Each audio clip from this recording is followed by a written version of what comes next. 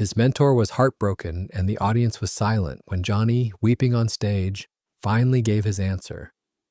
The simple four-word response cut through decades of regret, instantly proving his fierce, hidden loyalty to his past. The weight of his response hung in the air, a spiritual anchor dropped into the swirling waters of his celebrated career. The famous red curtain, the sparkling set of Studio One in Burbank, California, always represented total, absolute control. This was a fortress built around the precision timing of a comedy icon, where every laugh was earned, every gesture rehearsed, and every moment of silence was deliberate. He lived by the mantra, never let them see you sweat, and certainly never let them see you feel. This professional impermeability was the secret to his longevity and his enduring mystery. But on this specific night in 1984, during the tail end of his blistering opening monologue, Johnny Carson was about to encounter a moment of raw, unscripted humanity that would shatter that famous control forever. It was a Sunday night taping, destined to become the most important television event the American public never truly understood, shattering the meticulously crafted illusion of the unflappable host. The lights felt unusually bright, almost searing, and the air conditioner hummed with its mechanical, ceaseless efficiency, a stark and unsettling contrast to the volatile emotions about to erupt from the darkened audience. The joke he was telling, a perfectly timed piece about Washington politics, landed with the usual thunderous ovation led by Ed McMahon's signature laugh. Johnny was leaning back against the desk, adjusting his tie with a practiced, casual motion, soaking up the energy of the crowd, completely in his element. He had been preparing for this life since he was a teenager, doing magic tricks in Norfolk, Nebraska, relentlessly pursuing perfection and meticulously eliminating any trace of personal vulnerability. He was the king of late night, untouchable, unflappable, and that stage was his kingdom, a carefully managed territory where he dictated the emotional weather. He was wearing his customary, impeccably tailored suit, a uniform of professional perfection, embodying the peak of American celebrity. And then a single voice sliced through the residual laughter like a shard of glass, an unwelcome note of chaos in his perfectly orchestrated symphony. It wasn't a whoop, or an applause break, or a drunken heckle. It was a woman's voice, strained and sharp, coming from the shadowed third row near the aisle, carrying a note of profound, uncontrollable grief and deep moral authority. The laughter didn't just fade, it stopped entirely, cut clean. For 2 beats, there was a vacuum of sound so profound, it seemed to pull the oxygen out of the room, leaving everyone breathless and acutely aware of the sudden, terrifying silence. The cameras, the crew, even the audience, everyone froze, instantly aware that a sacred rule of live television had been profoundly violated. This simply did not happen on The Tonight Show. The silence was so immediate and total that the crew could hear the subtle, high-pitched hum of the stage lights and the faint, rhythmic click of the camera reels, sounds usually masked by applause. The sudden absence of applause created a terrifying void where the joke should have landed, a gap of professional failure. Ed McMahon, who had perfected the art of reacting perfectly to every cue for decades, held his laugh mid-guffaw, his face shifting instantly from jovial mirth to a look of profound confusion and sudden anxiety. Doc Severinsen slowly lowered his trumpet, the brass catching the light, his eyes wide, scanning the darkness just beyond the lights, knowing instinctually that the show had entered a domain beyond their professional control, a realm of personal history and crisis. Johnny Carson himself, the man who could handle any disaster, any rogue animal, any unexpected star, stood absolutely still. His smile, the famous, brilliant Carson smile, didn't vanish instantly, but it suddenly felt brittle, like thin ice stretched over deep water, ready to shatter. He turned his head slowly toward the third row, his legendary quick wit entirely suspended, unable to conjure a single appropriate retort or quip to dismiss the intrusion. His body language, usually so relaxed and fluid, was rigid with shock, locking him into a past he couldn't outrun or joke his way out of. He searched the darkened tiers with a desperate intensity, seeking the origin of the impossible intrusion, a look of dawning horror replacing his practiced charm and composure. He didn't look annoyed or professionally inconvenienced. He looked like a man who had just heard a ghost whisper his name from the distant shores of his own memory. The voice had called him out, not Johnny Carson, the host, but Johnny, the man. The shock rippled through the audience, a wave of palpable unease. People craned their necks, whispering questions. What did she say? Who is that? The cameras, expertly trained to keep the focus strictly on the stage, wavered for a split second, trying to find the source of the chaos before the director screamed a correction. The house lights, so bright on the stage, deliberately left the audience in a gentle, protective darkness, making it hard to see the interloper clearly. But as the crew frantically tried to isolate the sound and prepare security, the figure stood up. A small, gray-haired woman leaning heavily on the back of the seat in front of her for support. She looked utterly ordinary, almost fragile, and entirely out of place amidst the glamour. But the look in her eye was one of decades-old purpose, a deep resolve finally coming to fruition after a lifetime of silence. She had traveled thousands of miles, carrying only her truth and her burden. She wore a simple, humble dress, standing in defiant contrast to the elaborate show business around her. She was a messenger of a forgotten past, and the message she delivered was 7 words long, carrying the weight of a life misspent, intended only for Johnny. As he slowly dropped the microphone from his lips, taking a step closer to the edge of the stage, Johnny Carson's face lost all color, becoming pale and drawn. The producers in the control booth were screaming, urging security and a cut to commercial, but the moment held them captive, paralyzed by the sheer gravity of the situation. Their frantic cries were drowned out by the gravity of the unscripted moment unfolding on stage, a moment that felt like a public execution of a carefully guarded identity. He saw the woman, and the recognition, sharp and painful, hit him like a physical blow. The king of late night, the master of ceremonies, suddenly looked like a frightened young man whose biggest secret had been exposed to the entire world. The laughter was gone, the control was gone, and now the 7 words hung in the air, a devastating accusation waiting for a devastating answer, sealing his fate on live television. The silence that descended upon Studio One was heavier and more unnatural than any quiet the veteran crew had ever experienced. It was the kind of silence that happens when a secret, long hidden, finally claws its way into the light, demanding its due. The 7 words, delivered with the righteous indignation only true heartbreak and betrayal can fuel, were echoing in every corner of the vast room, and they were the most devastating words Johnny Carson had ever heard. "You never gave her the letter, Johnny." The microphones, still live, picked up the profound, collective gasping reaction of the front row, confirming the accusatory phrase was heard by the millions watching at home. The raw, accusatory phrase cut deeper than any scripted dialogue ever could, landing like a final, unappealable verdict on his life and ambition. It was an intimate, historical, and deeply accusatory statement aimed squarely at the man who had perfected the art of keeping his private life sealed away behind an impenetrable wall of wit and celebrity.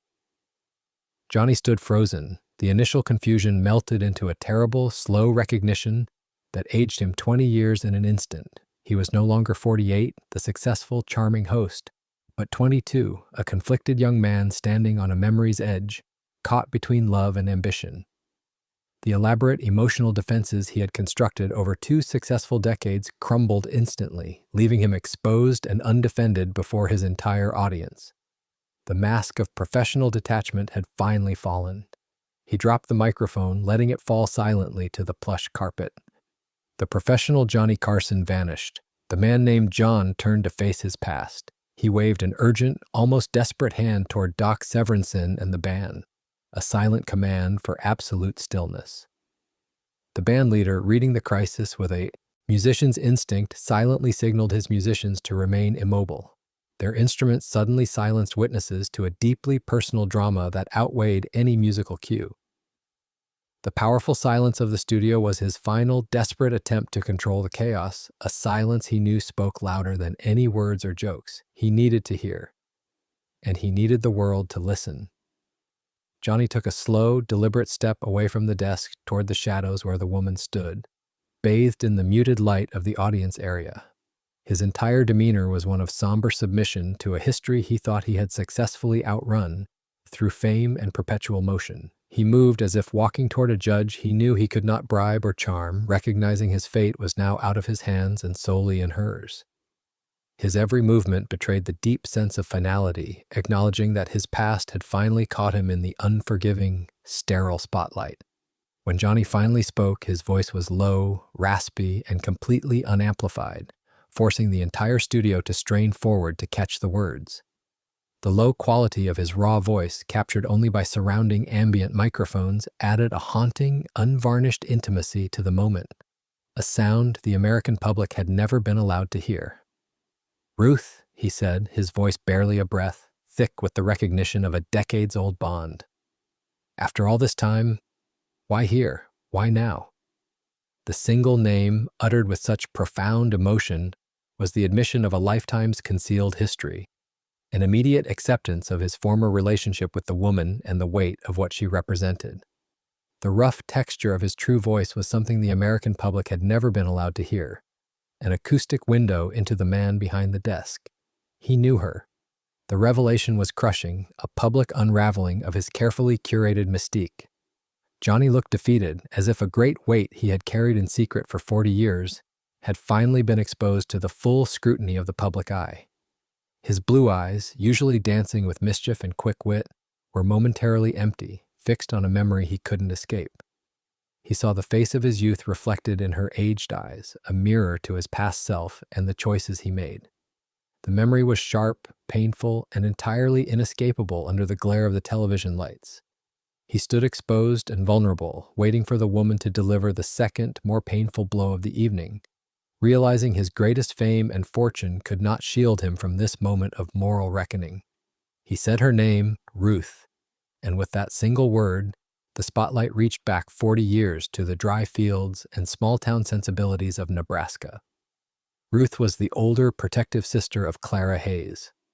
Back in 1945 in Norfolk, Nebraska, John Carson was a young, ambitious kid fresh out of the Navy, full of talent but lacking direction. He was still finding his voice, perfecting his craft in local radio, dreaming of a life larger than the Midwest could offer. Clara was the only woman who ever saw the man behind the jokes, truly understanding his sensitive soul and his deep-seated fear of failure. But she became gravely ill with a progressive ailment just as Johnny got his first big break in Omaha, a chance that demanded his full, ruthless attention and immediate departure. He was offered the world, the chance to chase his true destiny, but the ticket required him to leave Clara behind. The opportunity felt like a cruel, impossible ultimatum, forcing him to choose between the promise of a dynasty and the certainty of a quiet, loving life. Ruth had been a silent, heartbroken witness to the deteriorating health and the increasing pain in Clara's eyes as the young man prepared to leave. On the last day he was supposed to see Clara, John wrote a letter that contained a desperate, heartfelt declaration of love and a promise to forsake his career and stay with her, putting her happiness above his own dreams. It was his ultimate confession and his ultimatum against fame. The ink was barely dry, sealing his deepest truth on the page, a commitment he was terrified to honor. But he never gave it to Clara. He left it crumpled in his suit pocket, afraid of having to choose between the woman he loved and the legendary future he was chasing, prioritizing the potential of fame over the certainty of commitment, a choice that would haunt him forever and shape his entire emotional life. Clara, believing he had chosen fame over her love, and never knowing the truth contained in the letter, passed away just a year later, her final days colored by a profound sense of abandonment. Ruth kept that secret, evidence of a man's youthful cowardice and a woman's heartbreaking misunderstanding, for nearly 4 decades, the folded paper a constant, painful reminder of the tragedy. She watched Johnny's success, his wealth, his endless stream of celebrity interviews, knowing that the foundation of his immense fame rested on one unforgivable, cowardly act of silence and inaction. She understood the full, tragic consequence of his failure to knock on that door and deliver the truth. The silent suffering of her sister became Ruth's lifetime burden, a moral duty to someday reveal the truth and give her sister's memory justice. And that was why she was here now, finally seeking completion and justice for her sister's broken heart. The full, heartbreaking scope of this personal drama, the unacknowledged cornerstone of Johnny Carson's complicated life and many unhappy relationships, was now poised to play out live on the air. The most painful episode of his life was about to become the most public, forcing him to account for his youthful choice in a way he had never imagined. The audience was witnessing the resolution of a 40-year-old fatal misunderstanding and the redemption of a deeply flawed man. Remember to subscribe. This is where the comedy stops and the true story of regret begins. Hit that subscribe button now to make sure you don't miss the reveal of the 7 words that shook Johnny Carson to his core, and what he did next to apologize for 40 years of silence. The conversation that followed was the most unscripted, raw, and revelatory exchange ever broadcast from that stage, forcing millions of viewers into an intimate, painful family drama.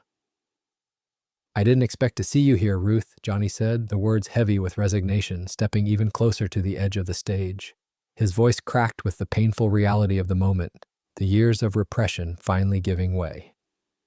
Ruth looked at him, her eyes clear but tired. 40 years is a long time, John. Clara waited for the letter where you told her she mattered more than the lights. She waited until the day she died. Her statement was not merely an accusation, it was a simple, declarative sentence of historical fact that wounded him deeply. Johnny looked down, his profile etched with weariness and regret, the weight of his celebrity suddenly meaningless. "I remember writing it," he confessed, the memory clearly agonizing. "Every word was true. It was the only honest thing I had ever written about my future. But I couldn't deliver it. I stood on that doorstep, the envelope in my hand, and I lost my nerve." The final 4 words, "I lost my nerve," were a raw, devastating admission of lifelong cowardice, the fundamental character flaw that drove his relentless, compensating ambition. It was the moment he chose fame over vulnerability. "Why let her pass on believing you had chosen the spotlight over her heart?" Ruth pressed, the question cutting to the core of his moral failure. Johnny slowly placed one foot onto the stage apron, leaning toward her, attempting to bridge the physical and emotional gulf between them. "I kept it because it was the last honest thing I had written," he explained, his voice gaining a desperate intensity. "I knew if I destroyed it, I'd be destroying the truth of what I felt for Clara. The success, the fame, the jokes, they started to feel hollow without her. The letter became my penance, my private memorial to the life I sacrificed." He had carried the folded paper like a brand on his soul, a self-inflicted spiritual wound. He looked directly at Ruth, his blue eyes pleading for understanding. "I am so sorry. I let your sister think I didn't choose her. I did choose her, but I was a coward." The studio was now entirely hushed, captivated by the depth of his regret and the simple, undeniable humanity of the scene. The cameras caught the tears streaming down the faces of the audience members, their own regrets mirrored in the host's confession. Even the veteran crew members struggled to hold back tears, recognizing the profound personal stake of the moment. He had admitted the letter's existence, finally, but the audience still needed to know the secret, life-altering words of a young, desperately conflicted man named John Carson. The confession that mattered most was what, specifically, that heart-rending note actually said. It was the only tangible proof of the man he chose not to be, the emotional blueprint of his lost life. The room was quiet as Johnny confessed its meaning, recalling the words he etched onto that paper with the agonizing clarity of a man reading his own epitaph. He spoke slowly, deliberately, giving weight to every syllable he had withheld for so long. The letter began with a plea. "Clara, if you read this, know that I've been offered the world, a future beyond anything we can imagine, but the world feels like nothing without you to share it with." It confirmed that his ambition was secondary to his love, a truth he was unable to live by. The heart of the letter was a simple challenge, an invitation he rescinded. "They want me to leave for Hollywood next week, and I'm afraid I'll take the leap. But I won't go alone. I need a sign from you. I need you to know that I am ready to give up the chase, give up the spotlight, and stay right here in Nebraska forever if you tell me that's what you want." He had handed her the pen to write his future, but denied her the chance to use it, to save him from himself. It was an ultimatum against fame, a choice for love he couldn't finalize. As Johnny recounted the essence of those words, his voice finally broke. The legendary composure fractured entirely, and tears began to stream down his face, blurring the stage lights.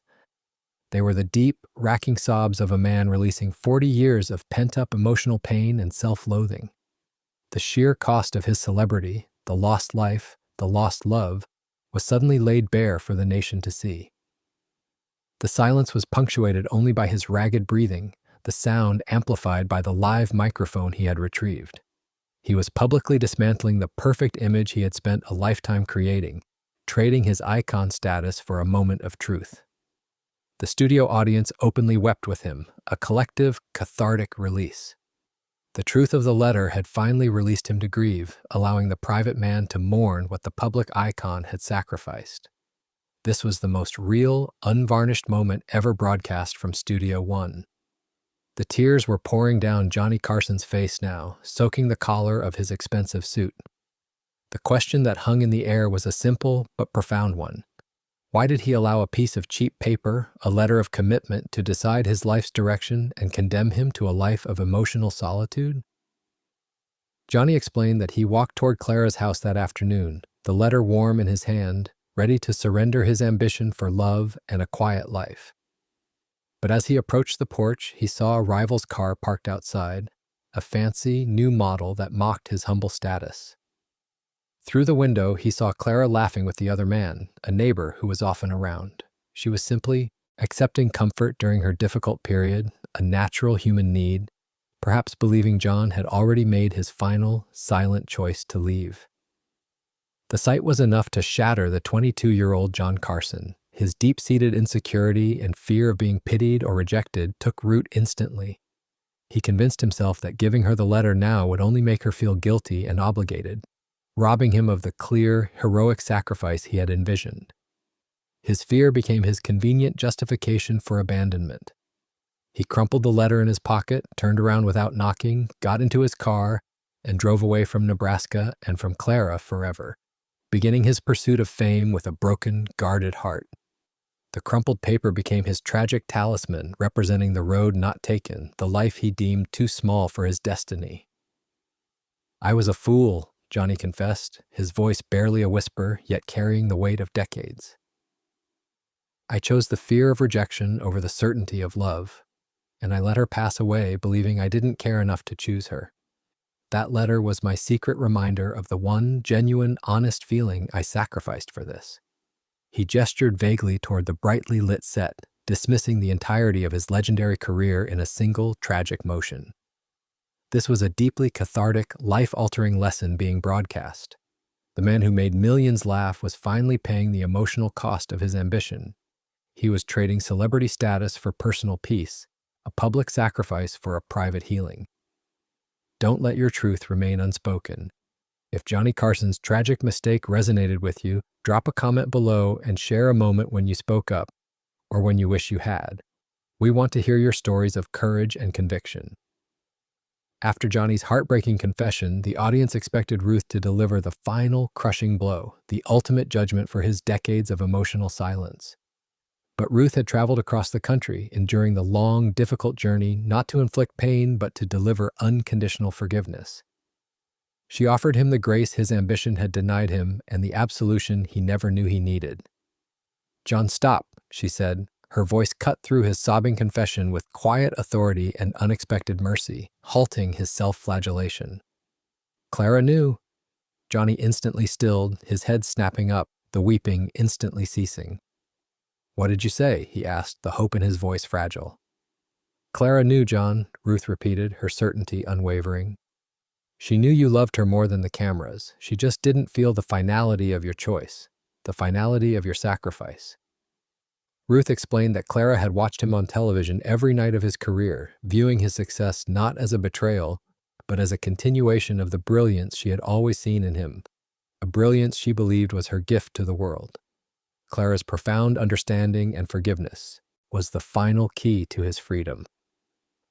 "My purpose tonight was not to punish the man you became, John, but to give peace to the young man who was too afraid to speak his truth," Ruth concluded, her voice softening completely. This was the emotional release the studio needed, the moment of pure, unexpected grace. Ruth had come to release Johnny from the cage of his own regret, proving that his love, though unspoken, was not unseen.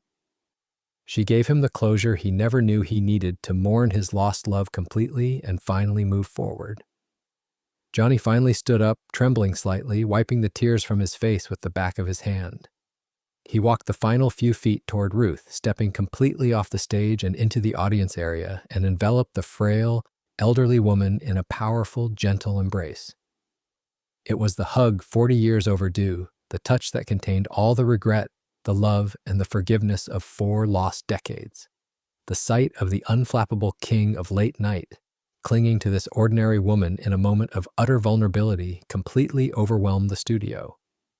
The audience, now unified in their emotional experience, rose to their feet as one, applauding this pure, unscripted moment of healing and personal redemption. The embrace lasted only a few seconds, but Johnny Carson was reborn. He was simply a man who had finally been granted peace, no longer defined by the secret failure of his youth. Stepping back from Ruth, his hands still on her shoulders, Johnny turned to face the millions of people watching him. His eyes, though red and swollen from weeping, were clear for the first time in decades, reflecting a deep, settled calm. He picked up the microphone from the carpet, holding it loosely. "I am so sorry for interrupting the show tonight," he said, his voice husky but firm. "But I thank God for this interruption, for this moment of grace." He confessed, "For 40 years, I carried a piece of paper that represented the cost of my ambition. I traded a life of simple, certain love for this incredible, glittering, but often hollow stage." The sincerity in his voice was palpable, a confession that transcended mere show business. He spoke about the terror of vulnerability and the price of guarding one's heart. "Ruth came here tonight to set an old record straight for her sister, Clara. And in doing so, she reminded me that the most important words we speak are not the ones written on a cue card or in a monologue, but the ones written on our hearts." He thanked Ruth profoundly, bowing his head slightly toward her. He signaled for a long commercial break, the first of his career requested for purely personal reasons. "We need a long commercial break, folks. I need a moment to put my king face back on. But before we go, I need to say thank you to this incredible woman, Ruth, for reminding me that being a good man matters far more than being a famous one, and that love should never be sacrificed for fear." He blew a kiss to Ruth, a genuine, heartfelt gesture. The moment the cameras cut, the true, private story began, shielded from the public eye. Share this moment of vulnerability. If Johnny Carson's public apology for a lifetime of regret touched your heart, share this video with someone who needs to be reminded that the truth should never be left unspoken. The red tally light blinked off, indicating the show was officially in a commercial break. The true measure of the man was seen in the moments the world was excluded from. Johnny ignored the frantic, shouting producers in the control booth and the buzzing activity of the crew. He walked directly toward Ruth, gently helping her to her feet and guiding her toward his personal, quiet dressing room, a sanctuary usually reserved only for him. Ed McMahon, standing quietly by the desk, simply nodded with profound understanding, knowing whatever came next was entirely private and absolutely vital to his friend's well-being. "I owe you more than I can ever repay, Ruth," Johnny said, his voice still thick with emotion as they settled in the quiet room. "You gave me back 40 years of peace I didn't deserve to have. You didn't come here to take, you came to heal. And I want to do something for Clara through you to honor the life she lived and the love I failed to commit to." He felt a powerful, overwhelming need to connect his vast, hollow success to the pure, quiet love he had abandoned. Johnny immediately booked Ruth on a first-class flight home, insisting on a level of comfort she would never have chosen for herself. Discovering through a quiet conversation that she was struggling financially and worried about the mortgage on her small, dilapidated home, he called his personal attorney, instructing the call be put through immediately regardless of the hour. Without fanfare, publicity, or any desire for public credit, Johnny Carson dictated instructions for the immediate creation of a Clara Hayes Memorial Fund. The first, most urgent action was to discreetly purchase the mortgage on Ruth's small home, paying off the debt in full and immediately transferring the deed to her name.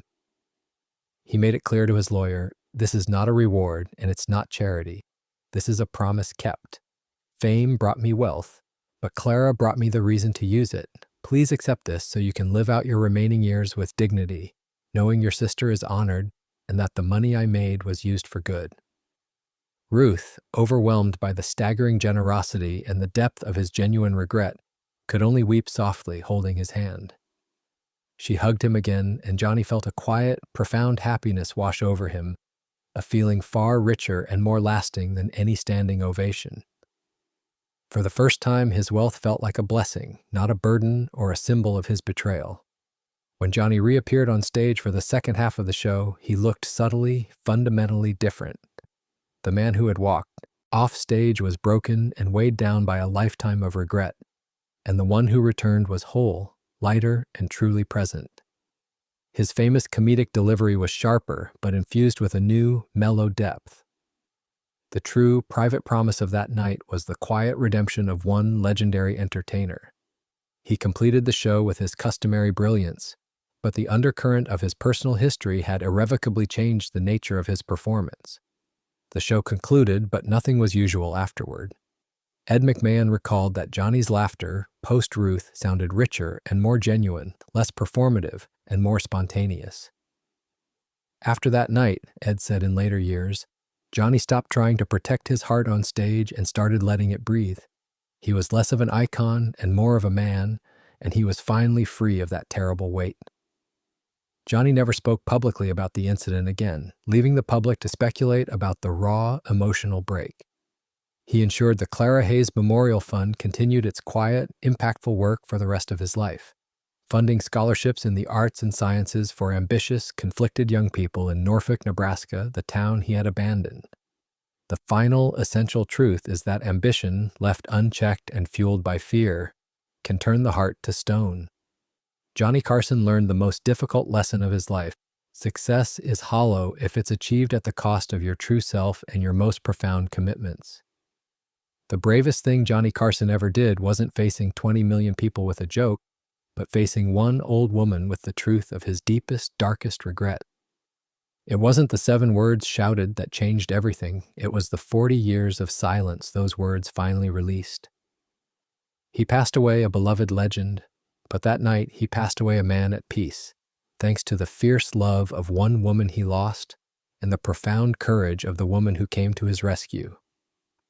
If this story about the silence, regret, and ultimate redemption of Johnny Carson touched your heart, please remember to like this video and subscribe to our channel for more stories behind Hollywood's most emotional moments.